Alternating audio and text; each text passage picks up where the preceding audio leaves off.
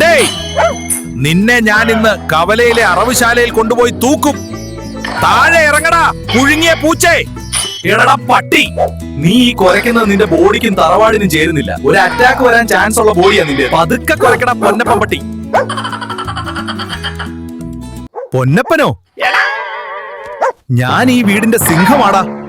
ആരെങ്കിലും ഗേറ്റ് തുറന്നാൽ ഞാൻ എരച്ചു ചെല്ലുന്നത് കണ്ടിട്ടില്ലേ നീ? കണ്ടിട്ടുണ്ട്. ഗേറ്റ് തുറക്കുമ്പോ നീ എരച്ചു ചെല്ലുന്നത് ആ സ്വിഗ്ഗിക്കാരൻ കൊണ്ടുവരുന്ന പൊതി കിട്ടാനാണെന്ന് എനിക്ക് അറിയില്ലേ? കഴിഞ്ഞ ദിവസം ആ ബിരിയാണി പൊതിക്ക് വേണ്ടി നീ അവന്റെ മുന്നിൽ ഭരതനാട്യം കളിക്കുന്നത് കണ്ടപ്പോൾ എനിക്ക് കരച്ചിൽ വന്നുപോയി. അതൊരു സ്നേഹം പ്രകടിപ്പിച്ചതാ. നീ എന്തിനാടാ എപ്പോഴും എന്റെ കുറ്റം മാത്രം പറയുന്നത്? നീ ഈ വീട്ടിൽ എന്തിനാ ഇരിക്കുന്നത്? എലി ഉണ്ടെങ്കിൽ നീ ഉറങ്ങും, മീൻ കണ്ടാ നീ കക്കും. എടാ മണ്ട, ഇതിനെയാണ് ലൈഫ് സെറ്റിൽഡ് എന്ന് പറയുന്നത്.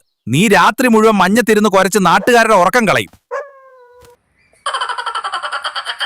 രാവിലെ വീട്ടുകാരൻ തരുന്ന ഒരു പഴയ ഉണക്ക ചപ്പാത്തിക്ക് വേണ്ടി നീ ഈ കിടക്കുന്ന കിടപ്പ് കണ്ടാൽ ആരും നിനക്ക് വല്ല ഭിക്ഷയും തന്നുപോകും.